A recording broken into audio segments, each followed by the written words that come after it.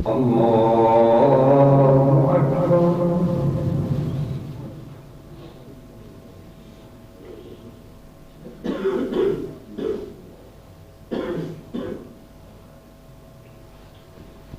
الحمد لله رب العالمين الرحمن الرحيم مالك يوم الدين إياك نعبد وإياك نستعين اهدنا الصراط المستقيم صراط الذين أنعمت عليهم غير المغضوب عليهم ولا الضالين.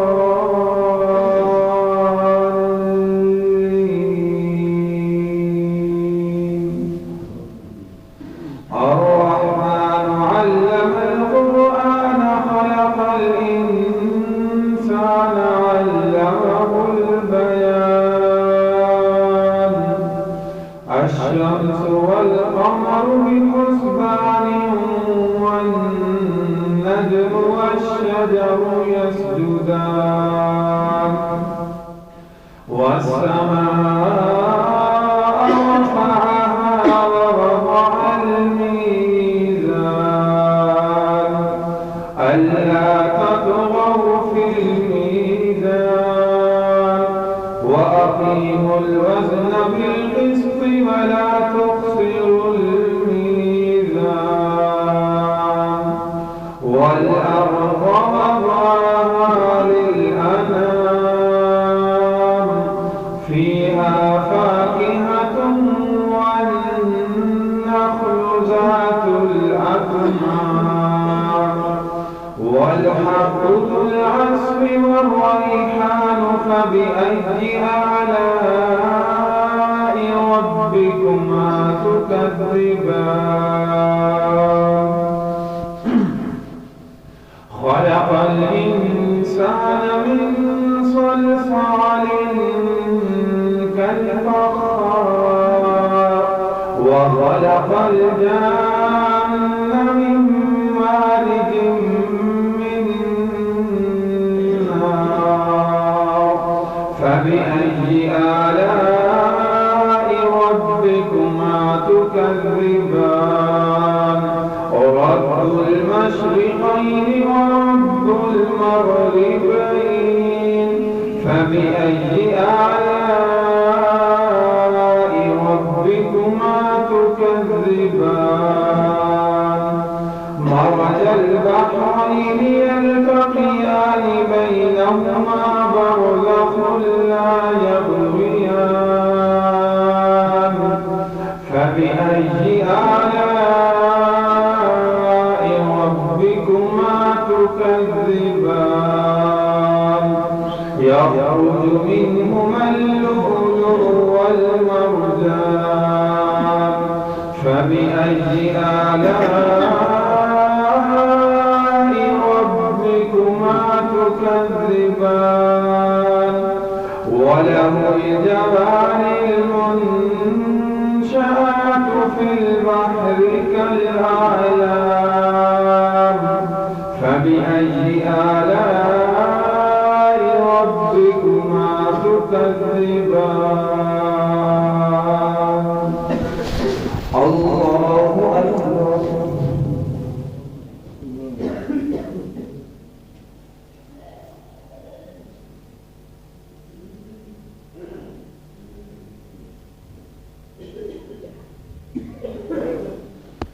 سمع الله لمن حمده. الله أكبر.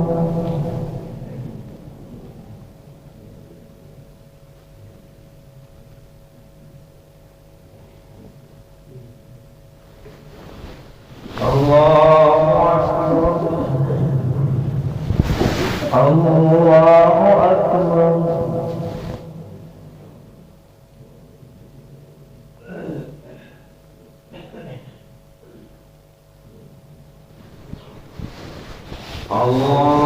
الله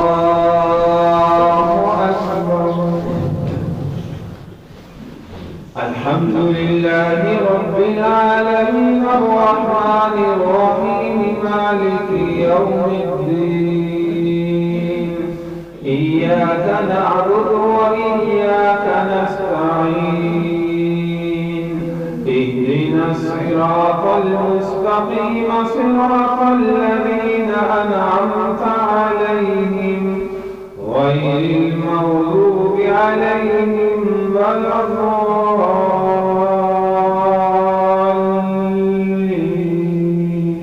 الضالين. كل من عليها فان ويبقى وجه ربك ذو الجلال والإكرام فبأي آلاء ربكما تكذبان يسأله من في السماوات والأرض كل يوم هو في شأن فبأي آلاء ربكما تكذبان سنفرغ لكم أيها الثقلان فبأي آلاء ربكما تكذبان يا معشر الجن والإنس إن استطعتم أن تنفذوا من أقطار السماوات والأرض فانفذوا لا تنفذون إلا بسلطان فبأي آلاء ربكما تكذبان يرسل عليكما شواظ من نار ونحاس فلا تنتصران فبأي آلاء ربكما تكذبان فإذا انشقت السماء فكانت وردة كالدهان فبأي آلاء ربكما تكذبان فيومئذ لا يسأل عن ذنبه إنس ولا جان فبأي آلاء ربكما تكذبان الله أكبر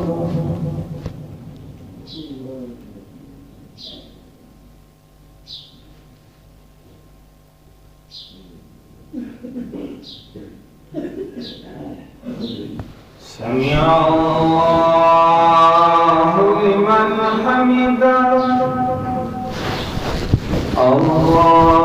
الله أكبر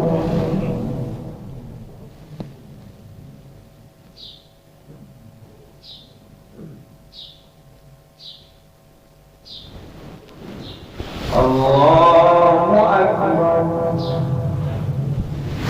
الله أكبر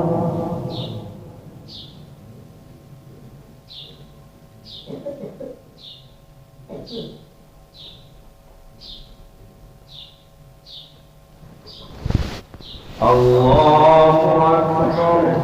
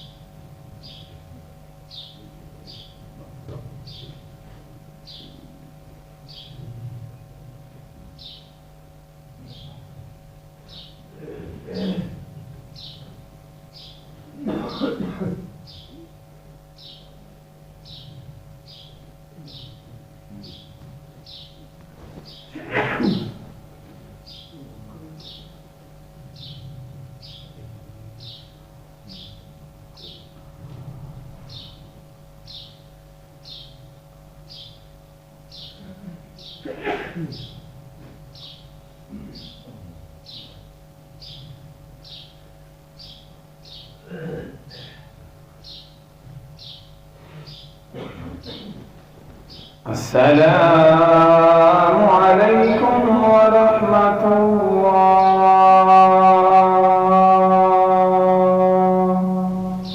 السلام علیکم ورحمۃ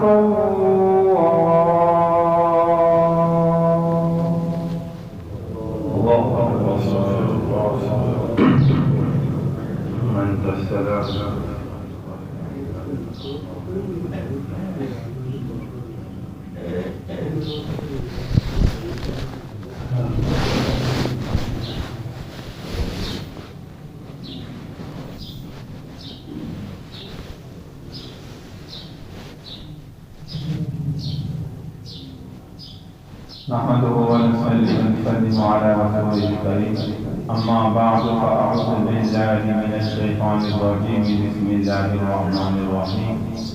ومن تطوع خيرا فهو خير له وأن تصوموا خير لكم إن كنتم تعلمون. صدق الله مولانا العظيم. گزشتہ آپ کے سامنے صدقہ فطر کے احکام اور مسائل کا ذکر کیا گیا. آگے اللہ تبارک و تعالی نے فرمایا فمن تطوع خیرا فهو خیر له. رمضان المبارک کے روزوں کی فرضیت کا اعلان کرنے کے بعد، مسائل ذکر کرنے کے بعد، اللہ تبارک و تعالی فرما رہے کہ یہ رمضان کے روزے میں نے تم پر فرض کیے ہیں، اس لیے ان کی قدر کرنے والے بنو. ایام معدودات، 10 دن گنتی کے ایام ہیں. یہ تو رمضان کے روزے فرض ہیں. فرمایا اس کے علاوہ نفلی تمہاری جتنی استطاعت ہے تو وہ زندگی میں رکھو. نفل سے مراد نفل ہوتے ہیں، جیسے یوم عاشورہ کا روزہ پیارے پیغمبر صلی اللہ علیہ وسلم کیونکہ پہلے امت پر ہم پر فرض تھا، جب تک رمضان کے روزے فرض نہیں ہوئے تھے. 10 محرم الحرام یوم عاشورہ کا روزہ یاد رکھیے کہ امت پر فرض تھا. جب 2 ہجری کے اندر پیارے پیغمبر صلی اللہ علیہ وسلم مکہ سے مدینہ میں ہجرت فرما کے آئے، سن 2 ہجری میں یعنی دوسرے سال میں رمضان کے روزے اللہ نے فرض کیے. اسی آیت مبارکہ میں یا ایھا الذین آمنوا کتب علیکم الصیام کما کتب علی الذین من قبلکم لعلکم تتقون. اس سے پہلے ہی رمضان کی روزوں سے پہلے روزوں میں 3 انقلاب جو آپ کے سامنے گزشتہ ذکر کیے ہیں. تو اس سے پہلے یوم عاشورہ کا روزہ تھا، رمضان مبارک کے روزے فرض ہوئے. اب اللہ نے فرمایا من تطوع خیرا فهو خیر له. یوم عاشورہ کا روزہ ہم پر فرض نہیں، اب جو ہے وہ نفل کی حیثیت ہے. اسی طرح حضور علیہ السلام ہر اسلامی مہینے کی 13، 14، 15 کا روزہ اپنی زندگی میں رکھا کرتے ہیں، نفل روزہ. اسی طرح ہر ہفتے کے اندر ہر پیر اور جمعرات کا روزہ یہ ہمارے پیارے پیغمبر صلی اللہ علیہ وسلم کی زندگی میں عادت مبارکہ. اس لیے ہمیں بھی کوشش کرنی چاہیے نفلی روزے. اسی طرح جو ہے وہ آگے پیچھے بھی پیارے پیغمبر صلی اللہ علیہ وسلم جو ہے وہ روزے رکھا کرتے تھے. اسی طرح کوئی انسان جو ہے وہ منت مانتا ہے میرا فلاں کام ہو گیا میں اتنے روزے رکھوں گا. اسی طرح جو ہے وہ اور نفلی روزے ہیں. تو یہ نفل عبادت بھی اپنی زندگی میں زیادہ سے زیادہ جمع کرنی چاہیے. جیسے فرض نماز ہے، فرض نماز کے علاوہ نفل جو ہے وہ نماز بھی ہے. جیسے ابھی جو ہے وہ فجر کے بعد جو ہے وہ جب وقت ختم ہوتا ہے سورج نکلتا ہے اس کے 15 منٹ بعد اشراق کا وقت شروع ہو جاتا ہے. تو اشراق کے نوافل آپ 2 پڑھیں 4 پڑھیں. اسی طرح اس کے گھنٹہ 1.5 بعد چاشت کا وقت شروع ہو جاتا ہے، اس وقت آپ نفل پڑھیں. اسی طرح اوابین کے ہیں، مغرب کے بعد 6 نفل ہیں. اس کے علاوہ کوئی بھی حاجت ہے اللہ سے مانگنا چاہتے ہیں، دنیا میں کوئی کام نہیں ہو رہا آپ کی مشکل ہے، صلاۃ الحاجت کی نیت سے 2 رکعت نفل پڑھیں. اسی طرح جیسے وضو کیا، وضو کرنے کے بعد گھر میں صلاۃ الوضو کی نیت سے 2 نفل پڑھیں. مسجد میں آئے ہیں صلاۃ المسجد کی نیت سے 2 رکعت نفل پڑھیں. صرف عصر سے مغرب تک نفل پڑھنے کی ممانعت ہے. باقی جو ہے وہ پورے وقت کے اندر رات میں دن میں جب چاہیں آپ جو ہے وہ اس طریقے سے اس نیت سے آپ جو ہے وہ صلاۃ الحاجت کی نیت سے اللہ سے کچھ مانگنا چاہتے ہیں 2 رکعت نفل پڑھیں، اللہ سے اپنی حاجت مانگے. آج ہمارا نظام بن چکا کوئی حاجت ہوتی ہے ہمارا ذہن انسانوں کی طرف جاتا ہے، فلاں انسان سے جاؤں جو ہے وہاں سے ضرورت میری پوری ہوگی. اللہ سے مانگنا جو ہے وہ بڑا مشکل کام ہو گیا. تو تو صحابہ کرام رضی اللہ عنہم اجمعین کی عادت ہمارے پیارے پیغمبر صلی اللہ علیہ وسلم نے ایسی بنائی تھی، صحابہ کو فرمایا تھا کہ اگر تمہاری جوتی کا تسمہ بھی ٹوٹ جائے یا زندگی میں کوئی گھر میں نمک نہیں ہے، ایک عام ضرورت ہے، فرمایا یہ نمک بھی مانگنا ہو تو اللہ سے مانگو۔ اور صحابہ دو رکعت نفل پڑھتے تھے، جب اللہ سے مانگتے تھے، اللہ کسی بندے کو وسیلہ بناتے تھے، وہ خود آ کر دعا ہو جاتا تھا یا اللہ جیسے بھی عطا کرتا ہے۔ تو میرے بھائی جب ہم نے ہر مقصد اپنا جو ہے وہ اللہ کی ذات کو بنائیں گے تو دنیا میں یاد رکھیے اللہ ہماری ضرورتوں کو پورا ہوگا۔ اس لیے میرے بھائی نفل روزوں کو بھی عادت بنائیں، یہ تو رمضان کے ہم پر فرض ہے نا، اس کے بغیر تو چارہ ہی نہیں۔ اگر کوئی ہمارا چھوڑتا ہے تو کتنا بڑا گناہ آپ کے سامنے ذکر کیا گیا، ساری زندگی بھی اس ایک روزے کی قضا میں گزار دے، جو اجر و ثواب رمضان کے ایک روزے پر مسلمان کو ملنا تھا وہ ساری زندگی روزے رکھے نہیں مل سکتے، اتنی اہمیت ہے۔ اس لیے نفلی روزے بھی اپنی زندگی میں جمع کریں، زیادہ سے زیادہ رکھنے کی کوشش کریں، جیسے ہر ہفتے میں، ہر مہینے میں، اور یہ حضور صلی اللہ علیہ وسلم کی عادت مبارکہ تھی۔ اسی طرح جو ہے وہ نفل عبادت ہے، ہر موقع محل پر نفلی عبادت کو اپنی زندگی کا حصہ بنائیں۔ جیسے حدیث پاک کے اندر ہوتا ہے کہ محمد صلی اللہ علیہ وسلم نے فرمایا کہ مسلمان قبر میں جائے گا، سب سے پہلے فرض نماز کا حساب کیا جائے گا، اگر وہ پوری نکلی یہ تو بڑی اچھی بات ہے، بقیہ کی پوری نکل ہے، اور صاحب بات ہے کہ ہم نے زندگی میں بڑی بڑی نمازیں چھوڑی ہیں، اگر فرض پورے ہو گئے تو پھر تو اچھی بات ہے۔ حضور علیہ السلام نے فرمایا اگر فرضوں میں کمی رہ گئی تو پھر اللہ فرمائے گا اس کے نفل چل کرو، نفلی عبادت زندگی میں اس نے کتنی کی ہے۔ اس لیے میرے بھائی اپنی زندگی کا نفل کو جو ہے وہ اپنے حصہ بنانا۔ یہ تو سنت موقعہ رمضان میں تراویح ہے، اکثر لوگ جو ہے وہ یہ بھی نہیں پڑھتے، کہتے ہیں جی نفل ہے پڑھ لے تو ثواب ہے، نہ پڑھے تو گناہ تک نہیں۔ اور بار بار سمجھایا جا رہا ہے کہ سنت موقعہ ہے میرے بھائی، نفل نہیں ہے۔ نفل جو آگے پیچھے نمازوں کے بعد ہیں، اسی طرح اشراق کے نفل ہیں، چار کے ہیں، اوابین کے ہیں، یہ آپ نہیں پڑھنا چاہتے، آپ کو زندگی میں ضرورت نہیں اللہ سے مانگنے کی، نہ پڑھیں، گناہ نہیں۔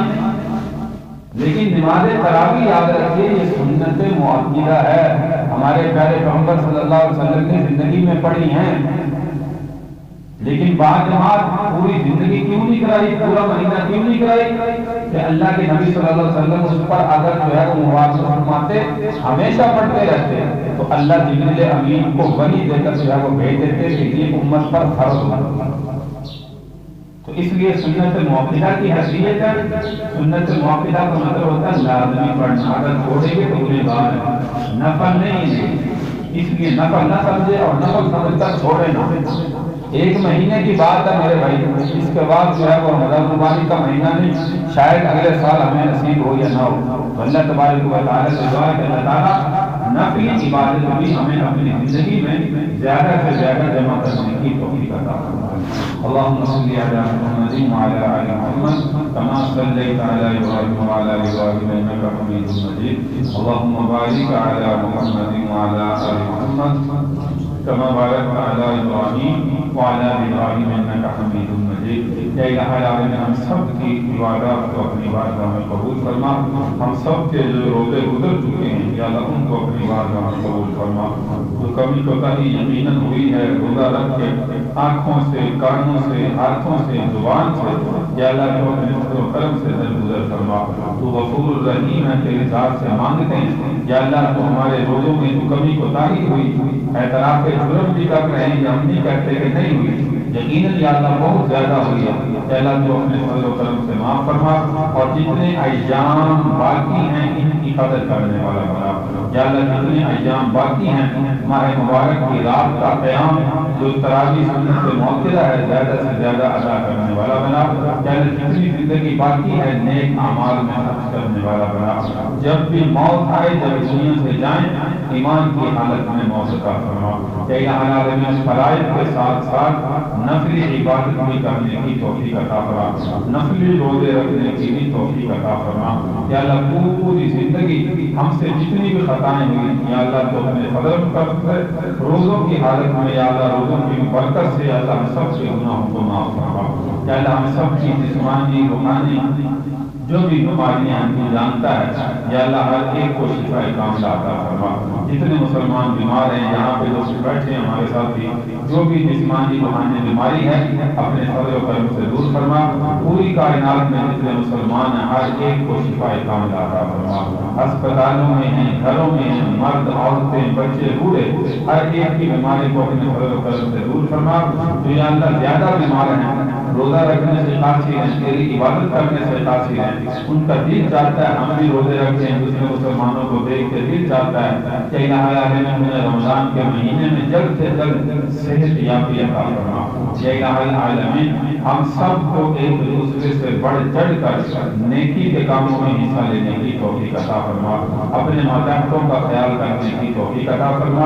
اپنے ساتھ زندگی گزارنے والے حاجت مندوں کا خیال کرنے کی توفیق عطا فرما۔ یا الہ العالمین ہم سب کے اعزاء و اقرباء والدین آباء و اجداد جو بھی دنیا سے رخصت ہو چکے ہیں، ماہ مبارک کی گھڑی ہیں، روزے کی حالت میں فجر کی نماز کے بعد ان سے مانگ رہے ہیں، ہمارے بڑوں کی بخشش کا فیصلہ فرما۔ یا اللہ ان کی قبروں کو جنت کا باغ بنا، جہنم کے گڑھوں سے محفوظ فرما۔ یا اللہ جو جہنم سے قیدیوں کو آزادی ماہ مبارک میں عطا کر رہا ہے، یا اللہ ان کو بھی آزادی عطا فرما۔ ہم سب کا نام بھی ان میں یا اللہ شامل حال فرما۔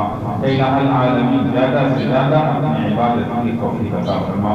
ربنا اغفر لنا ذنوبنا وكفر عنا سيئاتنا وتوفنا مع الأبرار ربنا تقبل منا إنك أنت السميع العليم وتب علينا إنك أنت التواب الرحيم صلى الله تعالى على خير خلقه محمد وعلى آله وأصحابه أجمعين برحمتك يا أرحم الراحمين.